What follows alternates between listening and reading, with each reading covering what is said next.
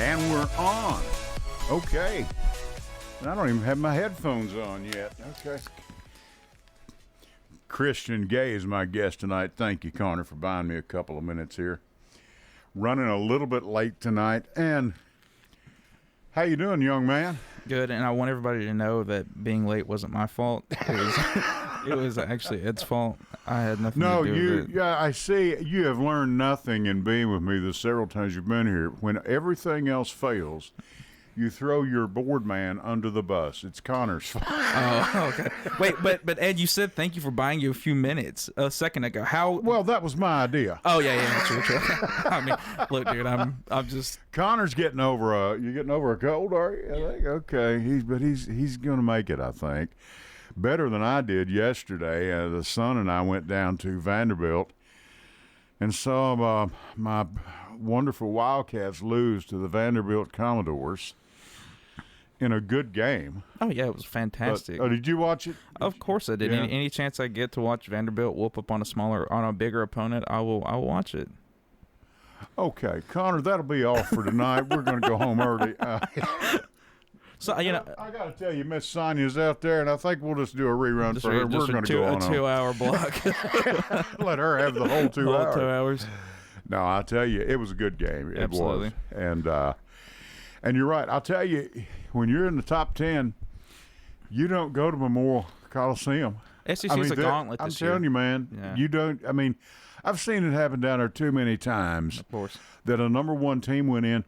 You know, they're crowned number one on Saturday night, and they go in on Tuesday, and guess what? Yeah. You get beat. I mean, yeah. I saw it happen to Florida. I've seen it happen to Tennessee now twice. Tennessee won years ago when Bruce Pearl was there. They went to number one. They beat Memphis State. They were ranked number one Monday morning, and Tuesday, I said, I've seen this play before, and went down to Vanderbilt. That was their next game. And I mean, got trounced. Well, when March Madness comes around, tournaments really start up. I think you're going to really find out what teams got it, what teams right. don't. Right. Okay. So. I'm telling you. Okay. Christians with us. We're going to talk about some politics. Some of you have seen my post on Facebook, and he's been good enough to come up and be with me. And I've got to tell you, and I don't lie about it, and I think he knows this, I didn't have anybody planned to be here. I wait until later in the week to see what happens with this crazy political season we're in. And Christian presents a very good, we were talking, Miss Sonia's here with us, and we were talking out, having a good conversation outside. Wish that could go on for more. Put on a pot of coffee and, just discuss in common sense and just politeness of what goes on, Yeah. Not that Miss Sonia's that polite a person. She's always been very ill toward me. See? You see what I'm talking? Did you see that hand hit me? I didn't see anything. That's assault. I think it's battery, actually, but whatever. I'll tell you what, we're going to get this thing kicked off. Connor, if you would, please. But for right now, my name is Edwin Lee Raymer. Yes, I'm still a private investigator, at least for now. Welcome aboard. This is the Edwin Lee Raymer Show with your host, Ed Raymer, on your Good Neighbor station, News Radio, WGNS.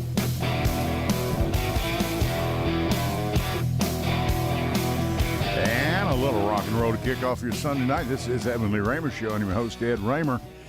Show is produced at the studios, WGNS AM, 1450, 100.5, 101.9 FM right here in the heart of the great volunteer state, Murfreesboro, Tennessee. You can reach us tonight, me and Christian, with your questions, comments, or your thoughts at 615-893-1450. And you can also send us a text to that number, and Connor will be glad to hand it to me or Christian one. We'll read it for you, or he'll be glad to read it for you. If you're a little too shy and don't care to be heard live on the radio. Christian Gay is my guest, as I've told you. You all know of him. Yeah, you can reach us at WGNSradio.com. Scroll over. It's pretty well self-explanatory. How else do you listen? My wife listens on Alexa. You can find us on YouTube Live. You can find us on Facebook Live. News, radio, WGNS. We're on there right now. And, there's a number of different ways you can find us. Just Google it. Or you can Google my name and you can get Edwin Lee Raymer, Raymer. You can download the WGNS app and take WGNS with you wherever you go. Listen whenever you wish. And I didn't get to hear. Did Miss Angela do a show tonight? Was she in? She's in. Angela, listen to Brother Mike Sparks. He does a show here too. He's on, I think, before her. Jason Qualls with Financial Coaching Radio. A lot of good, all of our sports and everything that Brian and John Dinkins do, and just good folks here. Listen in, give them a shot. I think you'd like it. And Connor's on the board, always doing a good job. And Christian Gay is here. And Christian, what's been happening, my friend, my young friend? Well, you speak of young. I turned 26 yesterday. You look a lot older. Yeah, I know. Because a lot of people say it to me. Yeah, oh really? Well, Ed, you turn 26 every year, so it's a little hard to keep up. 34. 34. Oh, you. I've crossed over into the 30. I understand. Yeah. But no, my dad was telling me today. He said, for whatever reason, I just always thought when I was growing up, son, that when you hit 25, you just turned old. When you hit 40 seems so old. No, it's nothing there. No, you just. Yeah, every day is precious. It seems. Listen, yeah. I'll tell you. We finished last month the Christmas season and all, but I've got to tell you, and I'm not kidding about this. I'm sincere. Every day for me is like Christmas with what I've had my wife. Yeah. I mean, we don't get gifts every day. Don't get me wrong, but it's I try to keep. I truly do. I try to keep that spirit going to some degree year round. Because we certainly need it right now. Well, what'd you get me? Okay, well, let's start beating up on these people right now.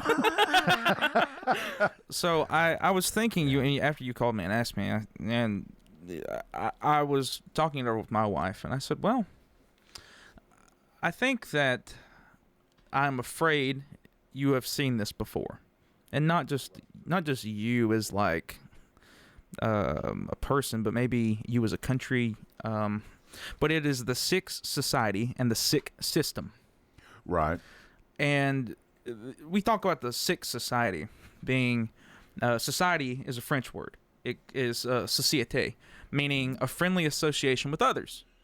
Now, that kind of seems like a bit of an oxymoron in the wildfire that is American politics or this social media apparatus that we have. Now, one thing I did over the weekend, and well, I guess it was last week, I treated myself to deleting Facebook and Instagram, and I have slept better since then. My thoughts have been clearer. I haven't felt like I've missed out on anything, except following your page, Ed. And but still, I get it.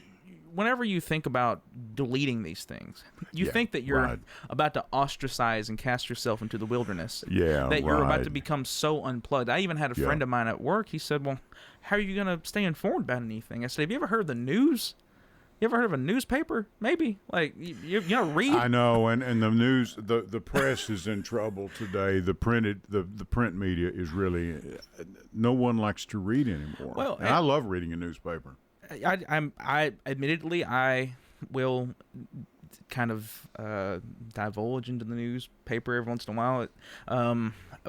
Local print is dwindling, though. Sure it is. It's getting a lot weaker, especially because of the lack of people who want to get into like a physical print copy newspaper. Right. Mm-hmm. You go to Kroger and there's maybe 3 or 4 New York Times. There's a Washington Post, and then there's a Tennessean or two. So used to be a plethora of everything from Chicago Sun-Times to everyone's all over the nation. And now it's on your phone and stuff. You can take it wherever you want. Yeah, which is great, but there's also a lot of distractions on your phone, like Facebook and Instagram. But ads.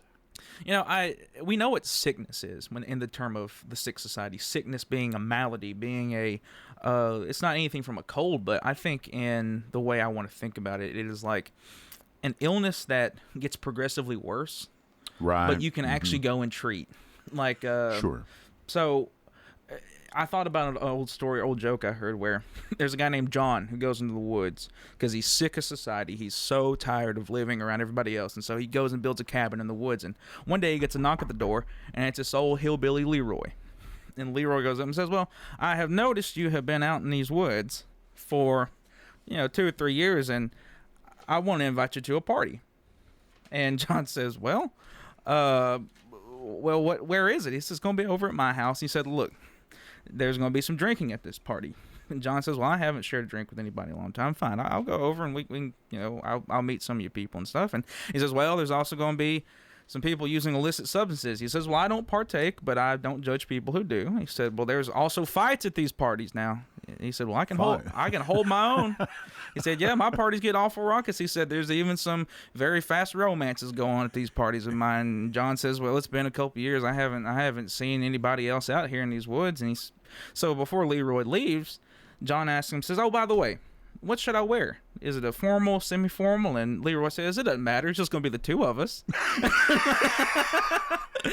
So, but in our case, it seems as though that we expect certain things out of what things are going to be like on the outside. I see what you're getting at. Yeah, we get our expectations dashed over and over. And in our case, it seems, though, it's half of the voting population versus another half of the voting population. And it feels like we have nothing in common. But we do. And it's a massive thing that fuels the sick society. And it is disaffectedness. That's a big word for people who aren't familiar with the term. It's dissatisfaction with people in power and not being willing to support them any longer. Right. Dissatisfaction with people in power, not willing to support them. That means you're dissatisfied with the institution these people head up, be it your local city council, all the way up to the presidency. Mm-hmm. Our current president started out with the lowest ever approval rating of a president. Mm-hmm. True. People in the economy now still view it unfavorably, even though inflation's at its lowest point that it had been since the pandemic. Right. Our job market bounced back. But it didn't seem like anything changed for people, did it? People are having a hard time still making money. They're having a hard time. They're still talking about the price of eggs. Well, and not only that, but the quality of what they buy. Right. So there is a lot of room in an economic sense and in a social sense that will allow for us to get sicker unless we malady what our differences are.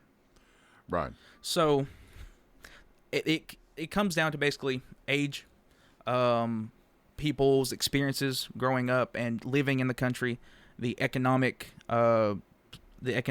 environment, and the political environment. And so I want to see if we can kind of unflesh some, see if we can kind of uncover some similarities between America today and a certain other country about 100 years ago.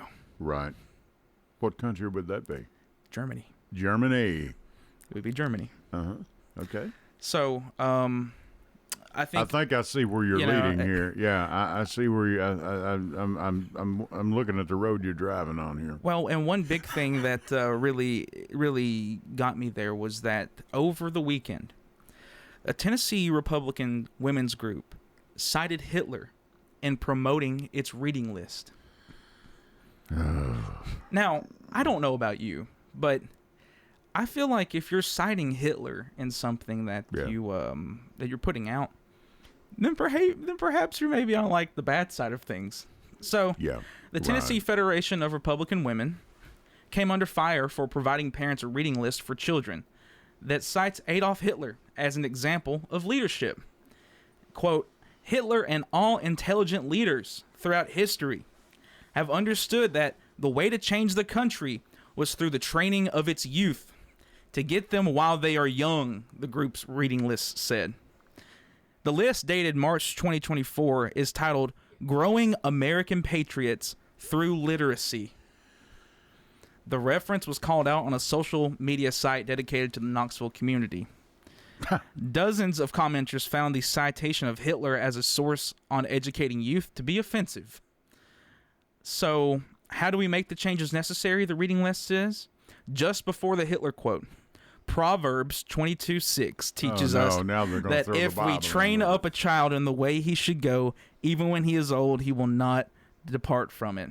The suggested books include Camilla Can Vote, authored by Senator Marsha Blackburn, Oh, yeah. A is for Abigail, an almanac of amazing Americans by Lynn Cheney. And they go on to say that we're providing reading lists and suggestions for materials that can be shared through local clubs with children and grandchildren and recommended for local libraries. The group's president, Shannon Boring, on Thursday, asked a reporter to call back later and then did not answer the phone on a second call. She did not respond to a follow-up text. Okay.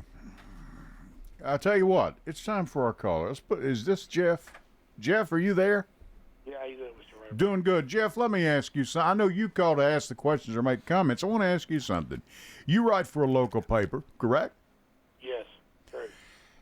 Has your subscription, your circulation, do you know if it has gone up or down since your association with this particular newspaper? I don't know. I know we have subscribers. I mean, people tell me.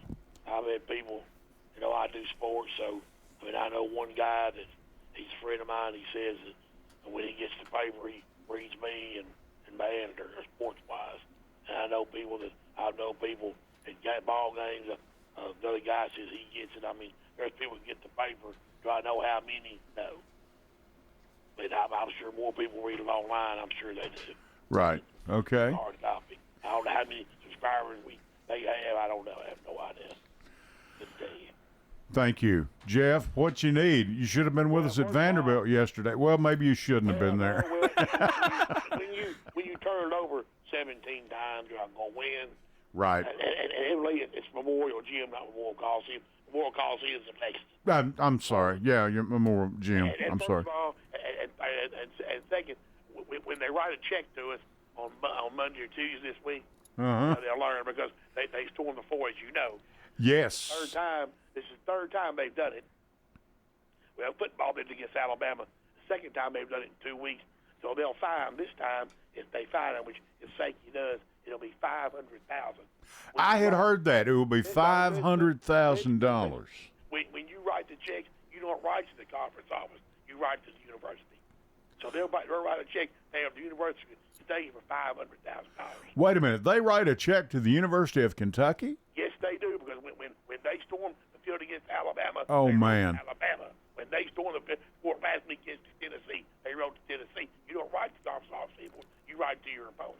Well, and the thing is down there on all the video screens, and about halfway through the second half, they were saying, "Please do not enter the court after the game." That's right. Well, they were begging them, and they had the police officers down there, the security, doing the best they could. They had lined both sides, and they can't control those kids, and they just come out there, and it's cost them $500,000 to the University of Kentucky. Yeah, well, let me tell you, so I was at the game Saturday. I was at the game Saturday. Right. At 8 minutes of it. So the announcers kept saying, "Don't storm the floor, act like you've done it before." See, yeah. The problem with Vanderbilt, the last time they won in Memorial Gym was 2016. Last time the Vanderbilt won Big Kentucky in Memorial Gym was 2016. They ain't done it in 9 years. That's the problem. They went in there in 9 years. Yeah, right. They got to jump and have a fit. When they hadn't beat Alabama in 40 years, that's why they took that goalpost, threw it in the river. That's why they won. See? But what I want to say, though, guys, I know you have seen some of this stuff this week that's went on. I wanted to ask you guys what you thought about our great Congressman Andy Ogles of the third term of the Bush-Trump administration. Yeah, I saw that. I wish he'd quit. They say they'll never see a lot of David. Just want the brain of Andy Ogles for the Trump third term of the Trump administration, and also you also have heard that the person that's your guest here, Miss Blackburn, is taking back running for governor. You do know that, correct? Wait a minute. Say that again. I didn't understand you. Marsha Blackburn is pondering running for governor. Oh yeah. I heard about that. Yeah, that's exciting. And also I know that Bill is your guest. No end. He's gonna go out and get his back from the governor. Put it on his phone. I don't know if you're watching on by video or not, but Christian's shaking his head. Yeah, it off. And he's not shaking yes, I can tell you. I'm just so disappointed. Like, Honestly, sometimes it feels like you're a surgeon working on a patient when you're doing political work or you're doing, trying to do media stuff. Yeah. And you're massaging the heart and you're trying to get the guy started going back again, and it was not working, and you just have to look up at the clock and call the time of death. And also with special starts tomorrow on the vouchers, of course, as you know, that'll be beginning tomorrow, and they're going to add the dash relief into it. They want to add guns to it, but they said Governor Lee has that cause. We know what that's going to entail. One final thing, guys, did you see the inauguration on Monday? I know I was watching it. Did you hear about what happened? No, I did not. I didn't. No. Okay. Remember Trump wanted the flags up to half full. Oh yeah. Oh yeah. The froze. You remember that, correct? Okay, let me tell you what happened now. It was so cold in Washington D.C. Monday, they went out to try to raise it. You're gonna die. Your side is gonna split up. What they did, they tried to raise the flag to full staff. See, they wanted full. They couldn't raise it. The cords were froze to the bone. They couldn't raise the darn thing. Jimmy Carter getting last one in, man. It was so cold Monday, so they moved it inside. They couldn't raise it. The cords froze to the bone. They couldn't raise the flat mat. Yeah, they were trying to do that at the same time Carrie Underwood was getting in her white robes to get out there and sing for the great Emperor Trump. When I read that, most of my sides went on the floor. Well, I mean, also when you take an oath, you should place your hand on the Bible. By the way, that's. But there was two of them. He still don't know what change got replaced. Two Bibles there, They cancel each other out if there's two of them. I guess they do. Yeah. You don't know where his hand's going. But of course, we know all these executive orders he signed. I don't want to get into all that, but I thought that was funny. It's all get out when they tried to raise that up and the cord froze the phone. Yeah, that's hilarious. I said, "Oh, Jimmy Carter, baby, I love you." Oh, Jimmy. Jeff, thank you. Okay. Okay, children, I'm going to have to put you. I'm going to say, you died at the right time, Jimmy. You died at the right time. Even though Governor Lee put his full staff in this state, D.C. was lowered. So that's all I'm going to say about it. Guys, have a good week. Enjoy your show. Thank you. Thank you, Jeff. Thanks, Jeff Neal, and we're going to go to Christian Gaze, our guest. Connor's on the board. I'm Ed Raymer. We're going to go to our first break. Stay with us. Back right after this. Hello, everyone. It's Ed with Private Investigations in Middle Tennessee. You know, if you just need someone checked out on a background check, tag them a run, or if you need someone full-fledged to follow, give us a call. You can reach me at 615-390-7219. That's 615-390-7219, or check out our website at piofmt.com. That's piofmt.com.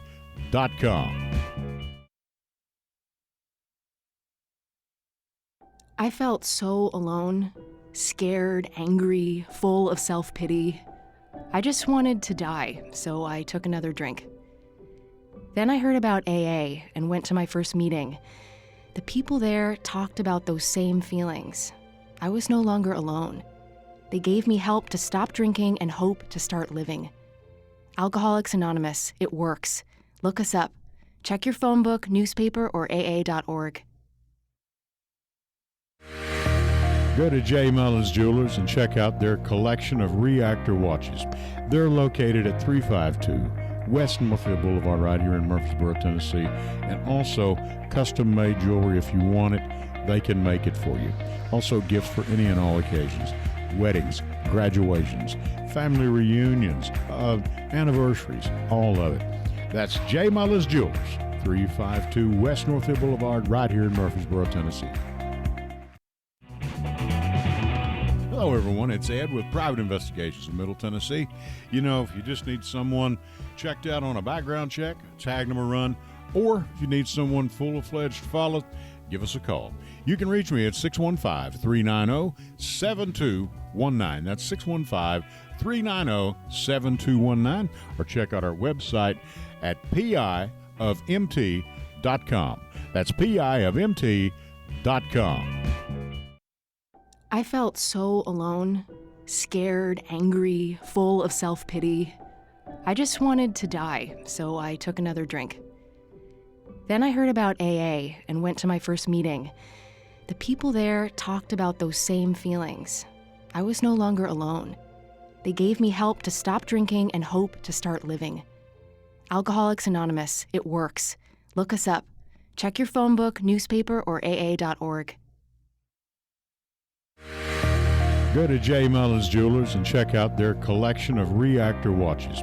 They're located at 352 West Northfield Boulevard right here in Murfreesboro, Tennessee. And also custom-made jewelry. If you want it, they can make it for you. Also gifts for any and all occasions. Weddings, graduations, family reunions, anniversaries, all of it. That's J. Mullins Jewelers, 352 West Northfield Boulevard right here in Murfreesboro, Tennessee.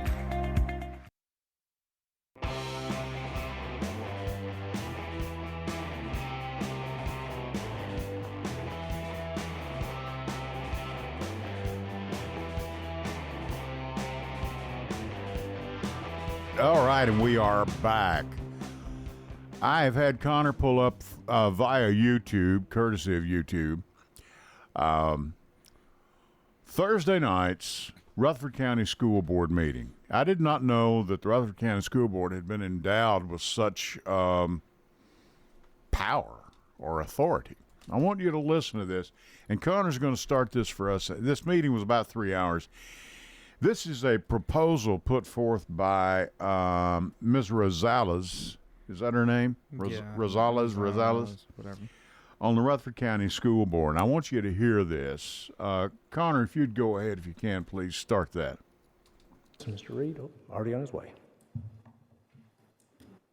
This is Mr. Reed, the county, This was a resolution School Board attorney. Ms. Rosales. We read the resolution on Tuesday night. This is a resolution to expedite the closure of the borders and to increase Title III funds for ESL services. So the resolution is asking for the Board of Education to urge our state legislators and governor to advocate for the current administration to expedite the closure of our nation's borders and for the federal government to provide additional funding for the Title III program to fund the services the federal government requires school systems to provide to ESL students. So that's the resolution being proposed tonight. Yes, Ms. Roselle. All this does really is just identifies a problem to bring it before our state delegation and our governor to advocate on our behalf, well, not just Rutherford County, but really to advocate for the entire state of Tennessee because we need more federal dollars. And so with that, I make a motion to move to approve the resolution as written. I'll second it. Thank you, Mr. Vaughn. All in favor, say aye. Aye. Any opposed? Opposed. Ms. Sharp? This is a federal, this should be addressed at the federal level, not here. We don't have anything to do with this. This is a federal level issue. And we should not be doing this. Our board should not be, we're on the local level and we don't have any authority over our General Assembly and we don't have any authority over our federals. Our federal reps should be talking to our federal liaisons at the DC level. This is going to send a message to our children, and not a good one.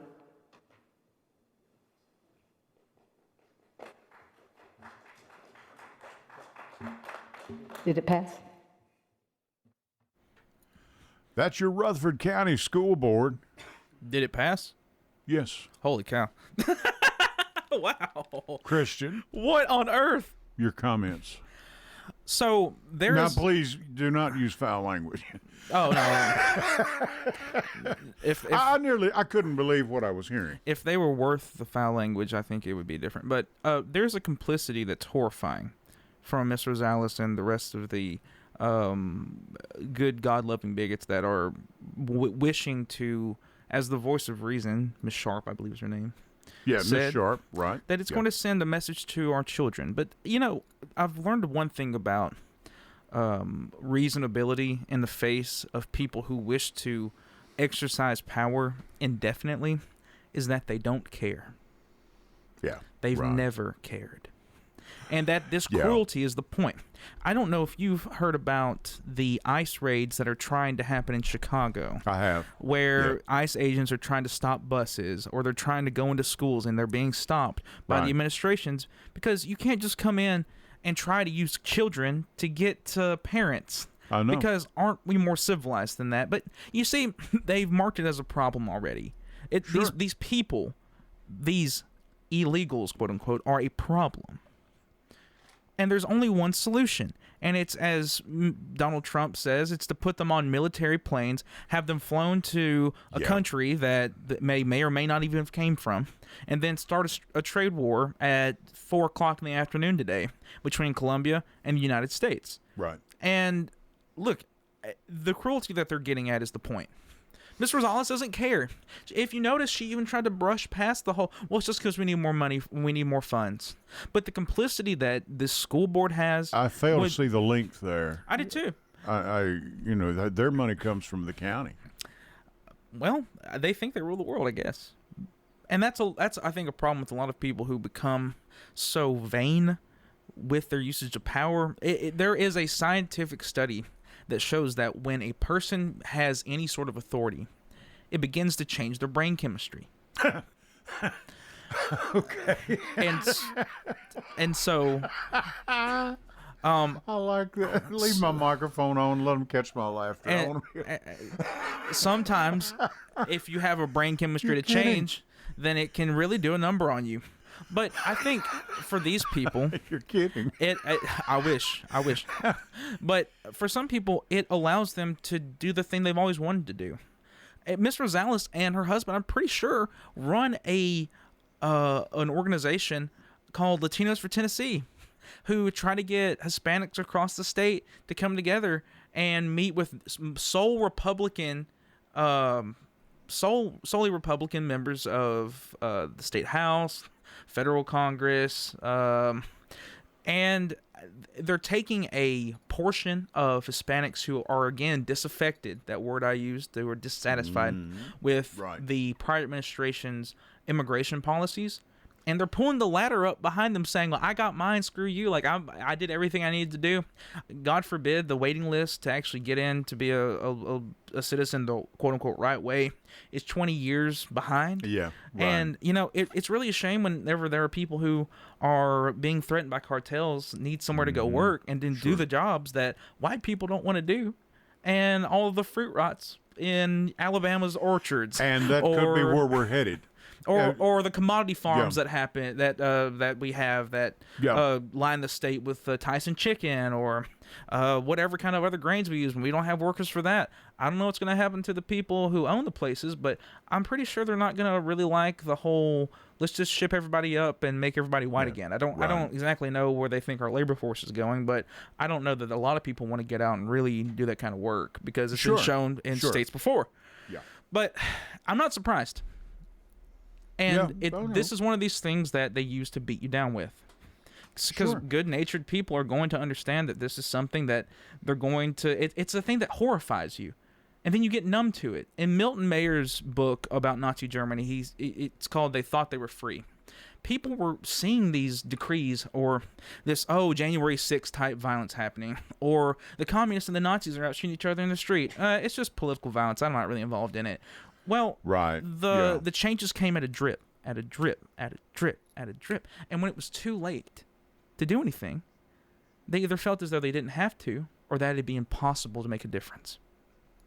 And if you're not careful, you got people on a school board complicit with things that they have no business being complicit in, that are turning the faucet on. Well, the Rutherford County Library Alliance is down there. Yeah. Matt and Tiffany, right? Yeah. Matt, Tiffany, and Frank Lambert was there. Connor was just pointing him out to me. They're there. And Frank and Carrie Lambert. Frank, of course, is a professor at MTSU. Yes. Professor, he's a librarian. What he is. They know what they're talking about. And these books that they're worried about, and I heard it several weeks ago. Now, we need to get these books in here before we do it, and let's take a look at them. Okay, you're going to take a look at them. Right. That means you're going to look at the front cover and the back cover. What you're going to read the intro or what? I mean, you need to read the entire book.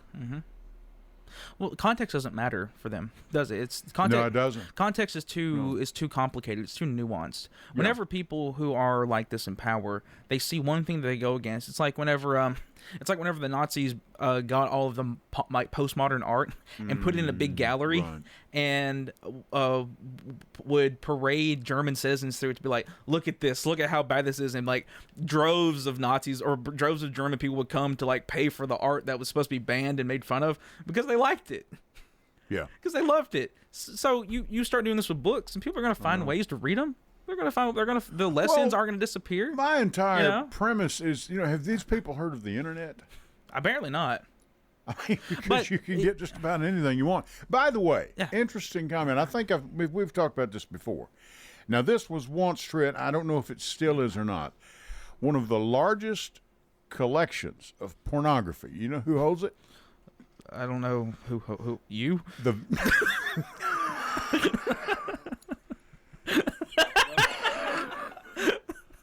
Yeah.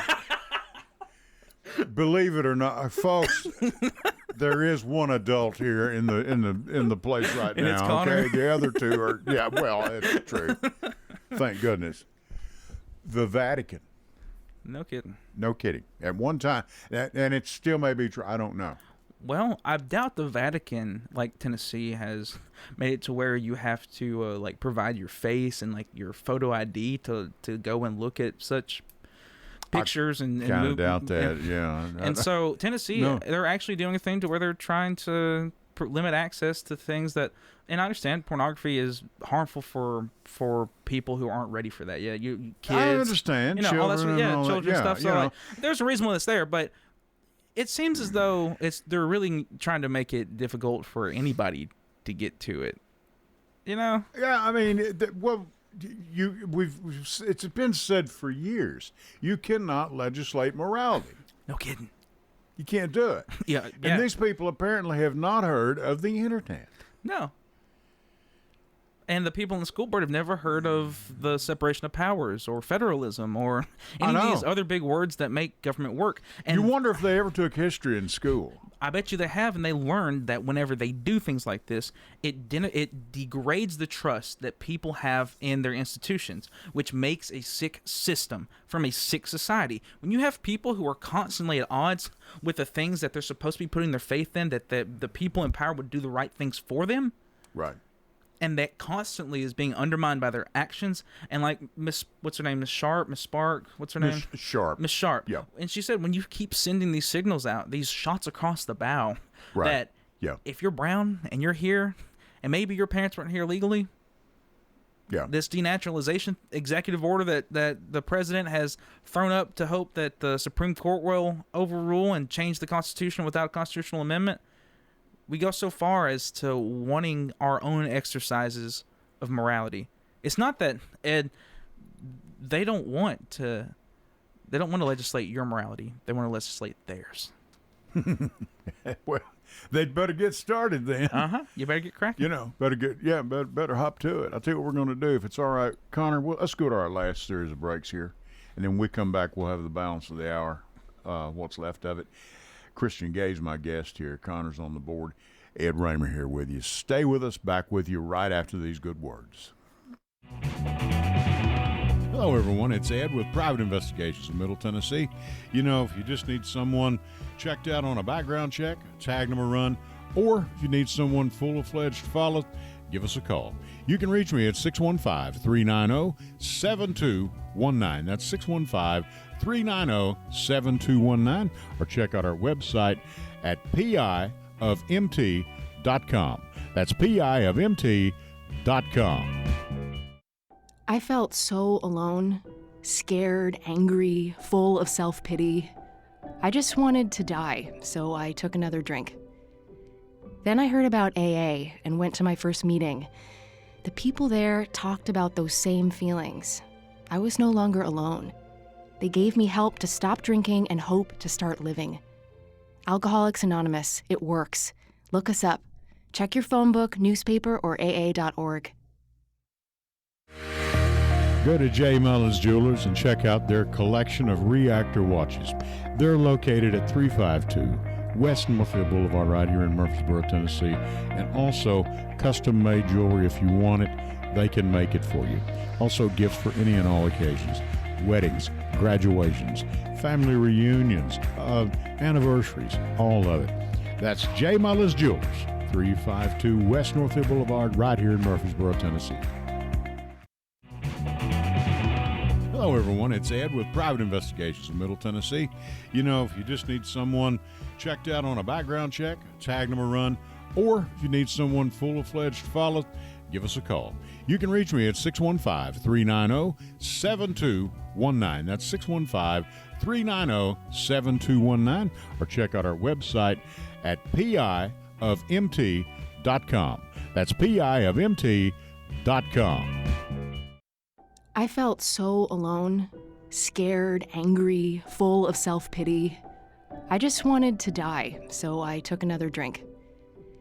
Then I heard about AA and went to my first meeting. The people there talked about those same feelings. I was no longer alone. They gave me help to stop drinking and hope to start living. Alcoholics Anonymous, it works. Look us up. Check your phone book, newspaper, or AA.org.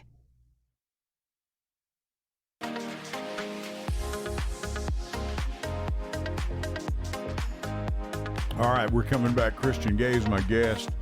We've got just a few minutes left here. I want to play something Connor has been good enough to pull up from Tom Hartman, and this was played earlier this past week. I'm sorry, and we're gonna play this for you. This Trump has signed an executive order to repeal President Johnson's 1965 order that says any federal contractor cannot discriminate on race or sex. Yep, I did hear about that. For example, only whites only necessary, need reply. Yeah. I want you to go ahead, Connor. Play that if you would, please. Trump's Orwellian America takes shape. Now, there's some competition for the weirdest or worst or most dangerous or even deadly of the Trump executive orders that he signed on his first day. But one of them, for example, repealing Lyndon Johnson's 1965 executive order that said that any federal contractor for the federal government, any contractor providing services to the federal government, cannot discriminate based on race or sex. They just repealed that. So yeah, go ahead. Just post your hey, we're going to build a new government building or we're going to build a new detention facility. Just put your help wanted ad out there with whites only, need apply. No problem. That's now legal.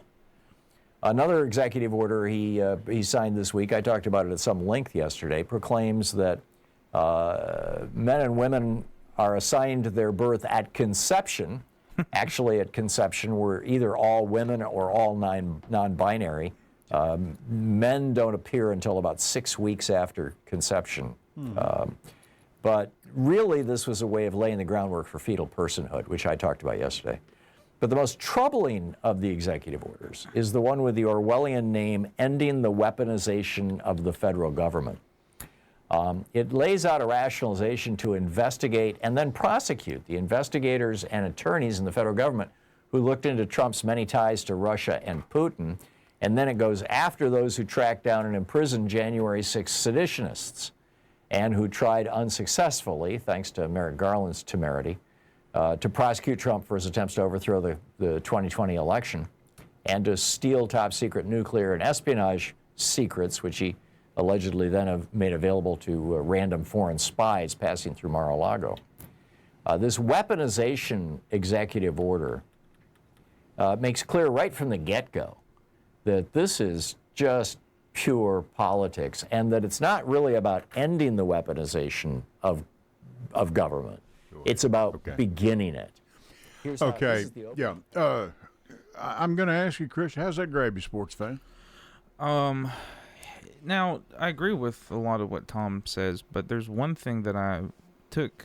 That was, by the way, let me say, that was courtesy of YouTube, by the way. Please, I'm sorry. He said this is politics. Yeah. Mm-hmm. Nope. It's institutional warfare. Mm-hmm. I have this book with me. It's called How Democracies Die. It's by Stephen Levitsky and Daniel Ziblatt, and I read it. But we're going to ban that one. Well, I got a copy of it. I don't care if you ban it or not. Connor, you can't have that in your store. And I'll be glad to throw it out there for whoever wants to read it. If okay. but if I come up missing, I didn't do it. I noticed you brought it. Yeah. So but in Donald Trump's first year in office, he followed a familiar script. Now the author names off a bunch of different authoritarian leaders like Hugo Chavez or Erdogan from Hungary.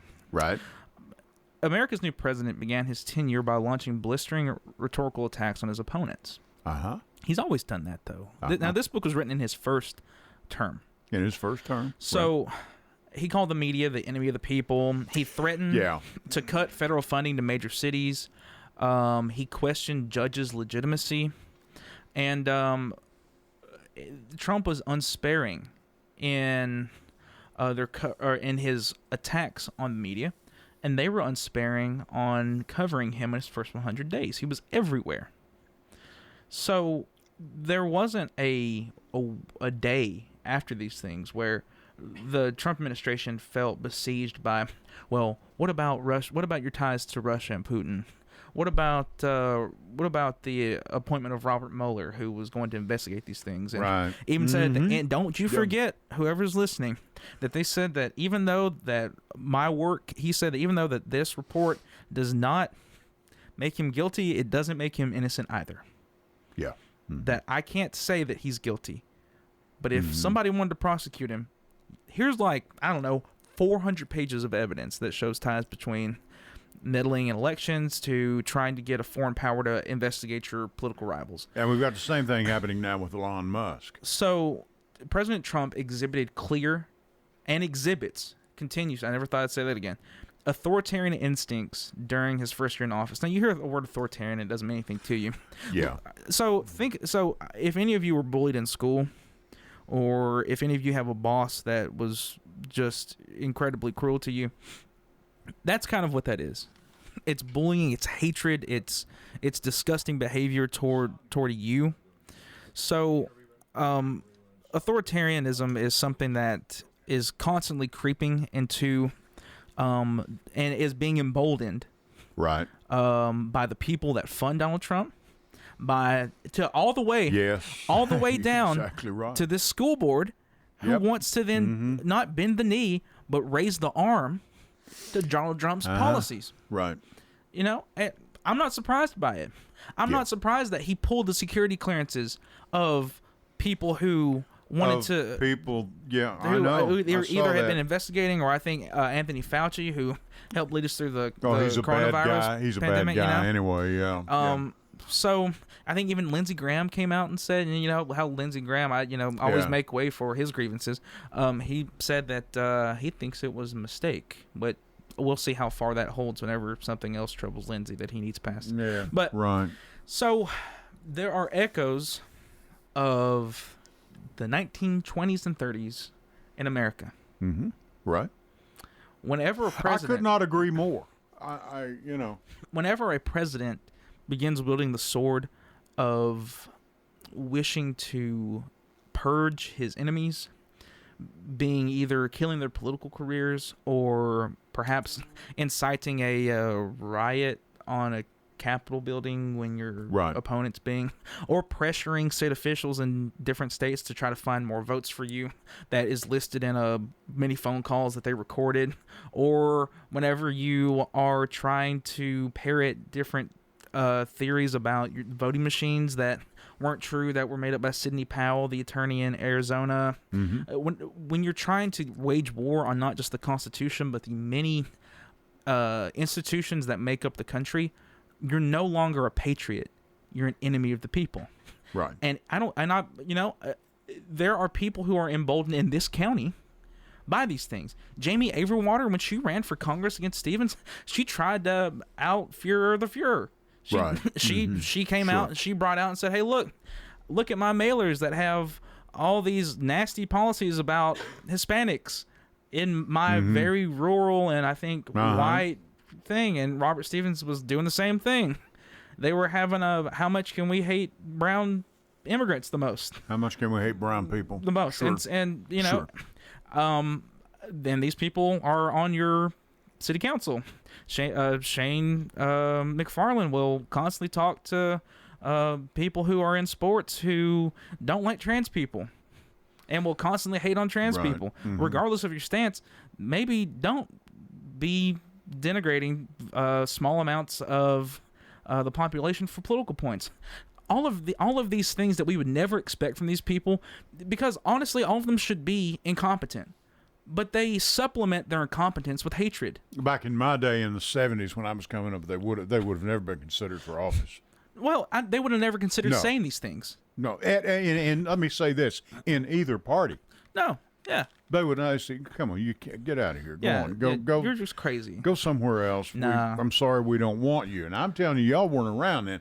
I'm telling you, in the 70s and even the 80s, these people would not have been considered, no, look, we don't need that. Okay, thank you very much for stopping by, but we're not going there. I've heard so many excuses for Elon Musk. Oh, I've heard so many excuses. Oh, he has autism, or he's got something that makes him where he's so awkward in public. But when there's a side-by-side of neo-Nazis doing the same thing you did, not just once Right, to a yeah. crowd, but twice to the actual guy that you're funded billions of dollars for, and you're actually going to have a office in his White House. $250 million, I believe. When you're doing the Nazi thing Yeah. to the president of the United States, and the president's not upset with it, look, all of this sounds like this is hyperbole. Go look at the videos, dude.